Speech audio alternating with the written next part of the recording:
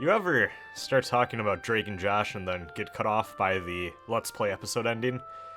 It couldn't happen to me. Anyways, welcome back to Let's Play Drake and Drake and Quest. Oh, no, that's not the name of this game. Ah, god damn it, my mind is corrupted.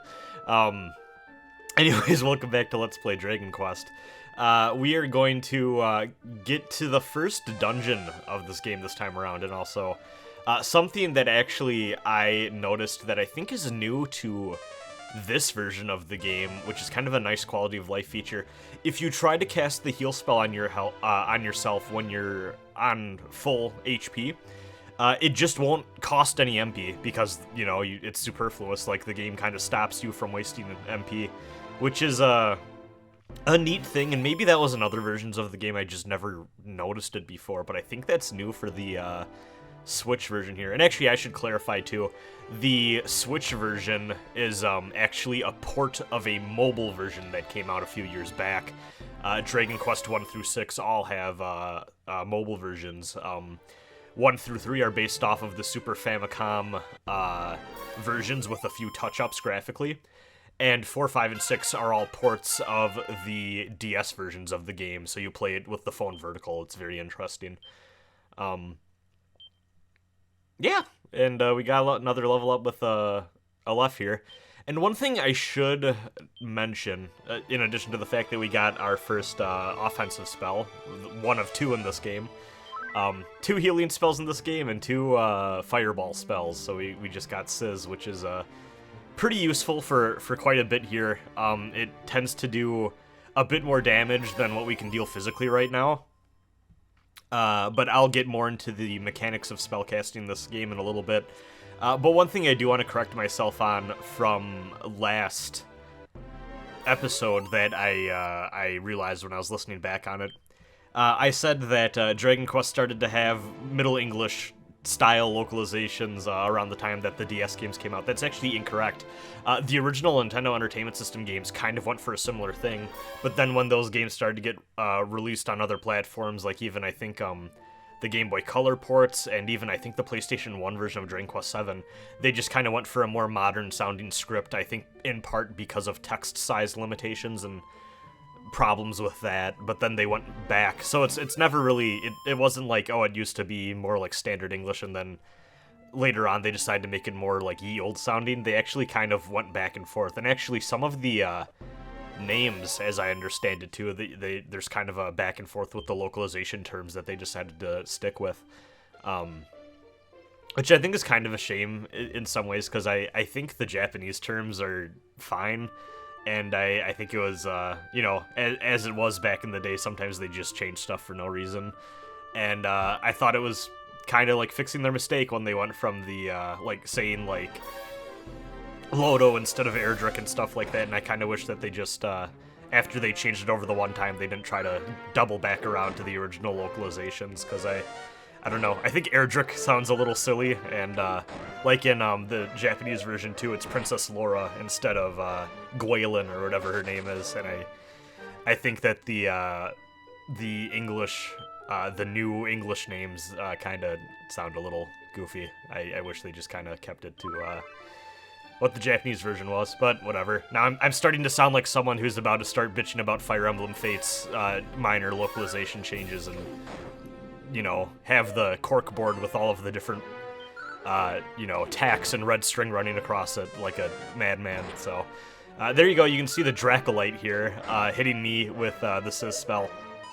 Now, magic spells in this game work kind of interesting in that they tend to do like a set or like a range of damage. And you shouldn't even think about it like a lot of RPGs do, where it's a separate element or anything like that. Like, your physical attacks and your magic attacks, those aren't really distinguished in terms of damage calculation, as far as I can tell, at least. Maybe I'm wrong. They're not really 2 different types of damage, if that makes sense. But what is different is that monsters have different types of resistances to your fire magic spells that you get. And I believe it's like a 0 out of 8 chance to an 8 out of 8 chance that they'll just nullify the attack. So you have to be careful because there are some monsters in the game where they have a higher chance than others that the spell just won't even work. Like, they'll just completely cancel out the magic. So, although the Sizz spell can do pretty good damage, sometimes it just won't work. So you kind of need to weigh that consideration when you're choosing to cast it and kind of take that gamble. Some monsters have such a high resistance to the Sizz spell that they'll almost never take damage from it, and it's just better using your physical attack, even if it is weaker. Yeah, this game is a little weird and funny in that way. The spellcasting isn't particularly robust. Like I said, there's only like 8 to 10 spells in the game. There's not a lot of spells. And again, one of them is the heal that we got at like level 3, and then towards the end of the game, we'll get a more powerful version of the heal spell, and also towards the end of the game, we'll get a more powerful version of the Sizz spell that just is basically the same thing again, but does more damage. Because towards the middle of the game here, we're not going to be using Sizz as much, just because it's not as powerful as just getting the consistent damage with your stronger physical attacks. So that kind of counterbalances things. But yeah, this episode, I don't know if I said what we're planning on doing here. So, obviously grinding up a little bit, and just making sure that we're powerful enough to progress, getting our equipment that we want, just to make sure that, we're dealing the damage we should be dealing, and also are as protected as possible against the upcoming, newfound monsters, such as the Dracolite and other monsters in that power level when we cross that bridge. You can think of every monster in terms of, like, overworld map category, like, oh, this monster's like, after crossing one bridge, you start to face this level of monster. After crossing 2 bridges, you can feel this, start to fight this level of monster, that sort of thing. Though, again, these first sets of bridges here aren't as noticeable of a jump, frankly. And I think part of that is because they're still technically connected to the land in a way. Like, if I go further down south here, I'm not sure if I'm going to show it off. I believe you don't even need to cross that bridge to get here. Like, you can just, you can go through a poison swamp tile thing, and it'll just take you right there. But this bridge right here, now this is where we start fighting Dracolites and stuff like that. Actually, that is another thing, speaking of Dragon Quest localizations. This also started to start, that's such a weird phrase to say, towards the kind of the 2000s era of Dragon Quest localization. The monster names are a lot more pun-ish than what they used to be, which frankly I like them. I think some of them are kind of cutesy and clever. There's one in Dragon Quest V that I remember groaning at, but then kind of chuckling. It's just a giant eyeball on a stalk, and it's called an iPod, which I always thought was very funny. And you're going to see this screen a lot during this Let's Play. There are just a few parts of this game where you really just need to stop and grind. I mean, you can progress if you're really feeling it, but I think I'm not alone in playing Dragon Quest 1 this way, where I just want to make sure I grind up for the best equipment I can possibly get, and then as soon as I got all that, I'll just go into where I need to go next.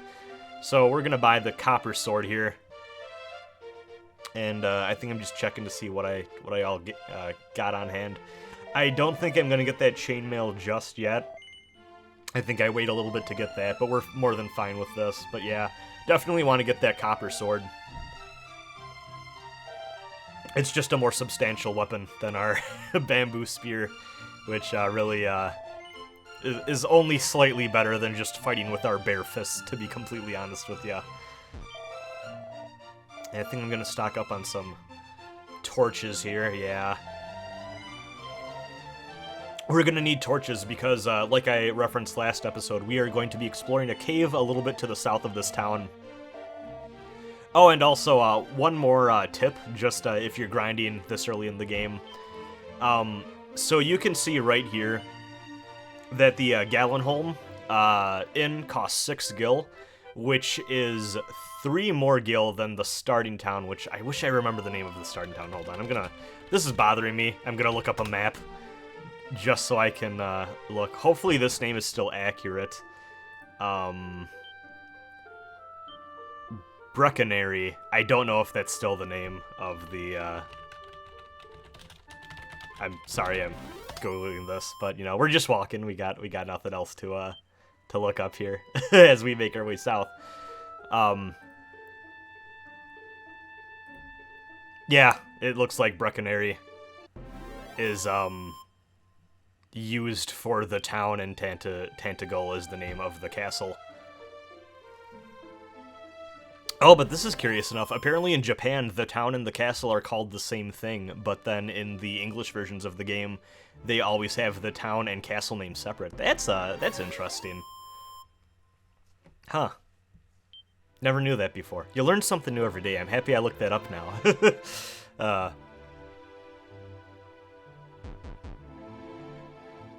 So yeah, just avoid that poison. You don't need to walk in there. And oh my god, it's a skeleton. These things are actually a little scary, and I highly recommend using Sizz on them. As you can see, pretty substantial damage. Like, what are we doing? Yeah, we're doing 5 points of damage right now regularly, so... But yeah, like, I'm getting real low HP here. But yeah, nothing we can't heal up on after the fact. And in case you're wondering, if I were to walk into that swamp at low HP, you can in fact die from walking on damaged tiles. So, don't think that it's like other games, especially modern ones, where it'll only bring you down to 1 HP. No, just don't even bother walking over those tiles when you're low on HP. You will die. I like those ghost enemy designs too. I know we saw them in the first episode, but I just think they're cute. I love the little witch hat they got on. They look so goofy. So yeah, don't even bother trying to walk in here without a couple of torches on hand. These will start to diminish with time. So I recommend at least going in with 2. You only really need 2. So this cave is technically optional, but I highly recommend you go in here. We're actually going to be making 2 trips into here because I forgot to grab some stuff on my first go-around, so next episode you will be seeing this cave again. Yeah, very much a labyrinth where you just kind of need to find your way to the right spot. And that can be a little tricky, obviously, because we can't see the full screen. So it is a little bit of a trial and error process. That was the first mage enemy type that we fought in the game, the Prestigitator. And magic-dealing enemies in this game can be a little annoying. Scorpion here. Scorpions always have some, can be pretty hard to take care of with your physical attacks, so I usually just reserve my Sizz spells for them. They just have high defensive stats.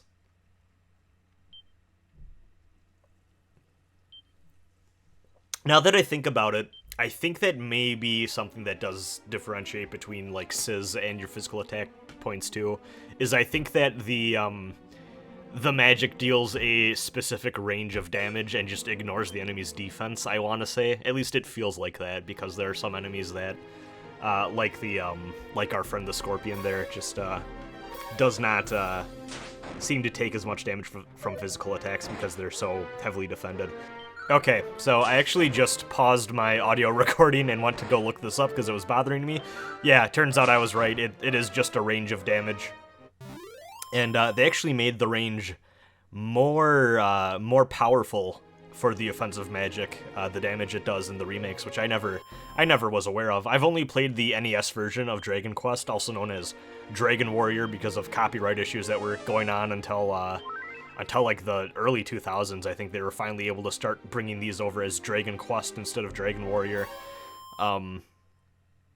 But yeah, I've only played that original version of the game once a long time ago when I was younger on an emulator.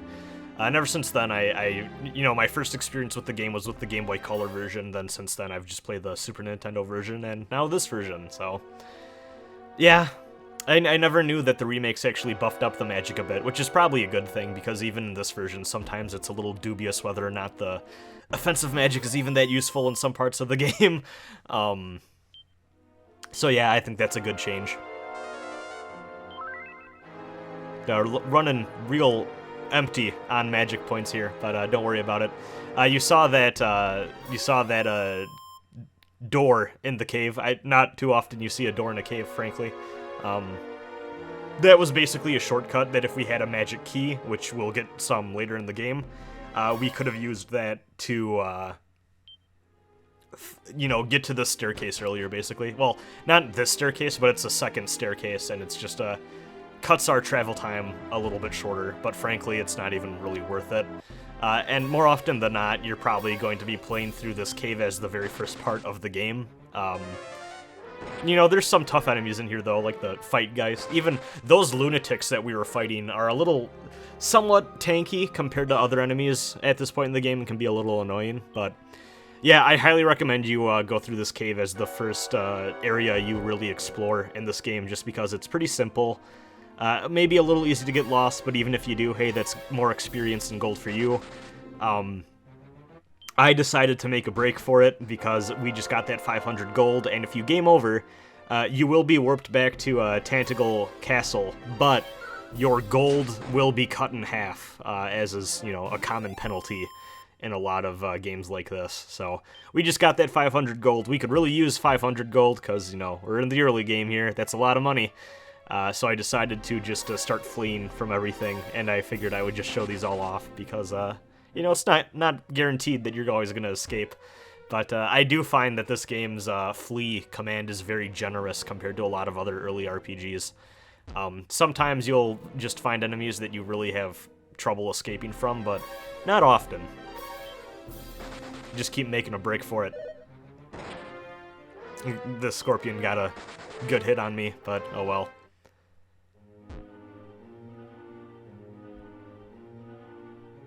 But yeah, I really do enjoy this this section of the game, just for a very basic reason, but one I think I wish other games kind of learned from.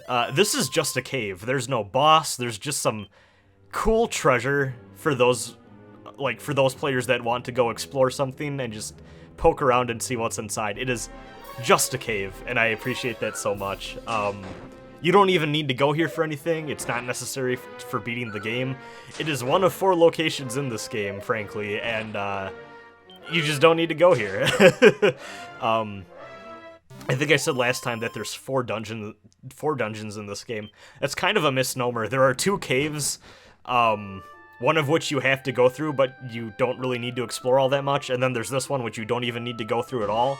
And you can use the Chimera Wing here, like I just did, to go all the way back to the castle without fear of dying, which, very useful item to have in your inventory, just for a quick escape. No, but as I was saying, yeah, there are 2 caves, one of which you have to go through, but you really don't need to explore, and then that one you don't need to go through at all. And then there are 2 dungeons in the game which you do, one of them is the final dungeon, so obviously you need to go do it, but there's another dungeon we'll get to a little later on that you need to get an item from. But yeah, this is a very, very short game. I am not kidding to you when I said most of the footage you're going to see from this Let's Play was recorded, I want to say, all in one Saturday, and I had plenty of time to spare for doing things like eating 3 meals, going out for, I think, a couple walks, exercising, and I think also I worked on my Gunpla model kit a little bit too. Like, it does not take long to beat Dragon Quest 1. You can really crack this thing out in a weekend. In fact, I think I did pretty much everything except, like, the final stretch of the game, just all in one day. And, yeah, I had plenty of time to spare.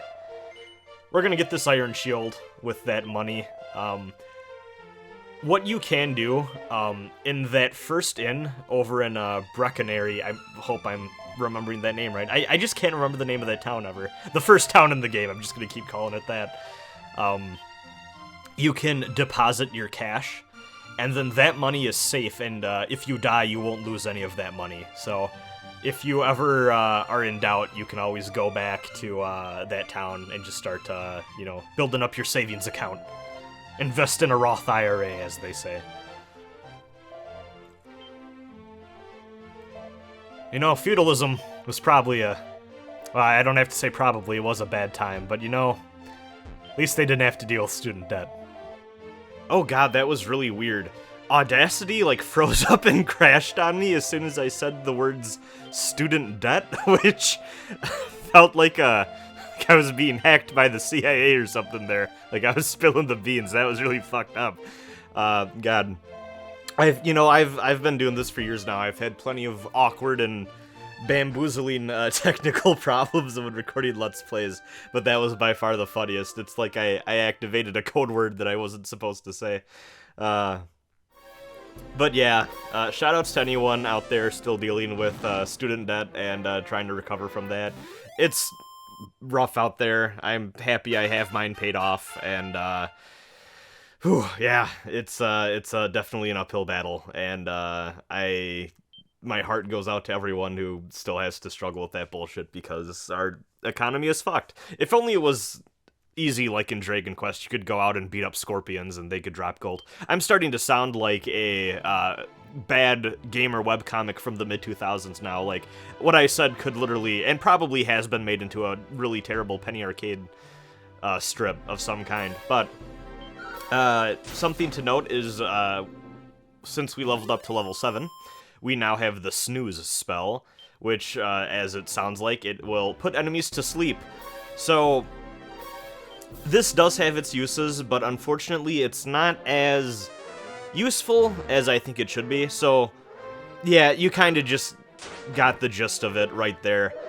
Unfortunately, even though that plenty of enemies in this game are susceptible to falling asleep, a lot of the times they'll just wake up after one turn anyways, and even if they're only, even if they wake up after 2 turns, sometimes it kind of feels like maybe you're better off just using that MP to use heal spells when you're low on HP, or to just use Sizz, because shit just wakes up so fast. I don't know. I've had luck with it sometimes with boss battles and stuff, but other than that, it just can kind of feel useless.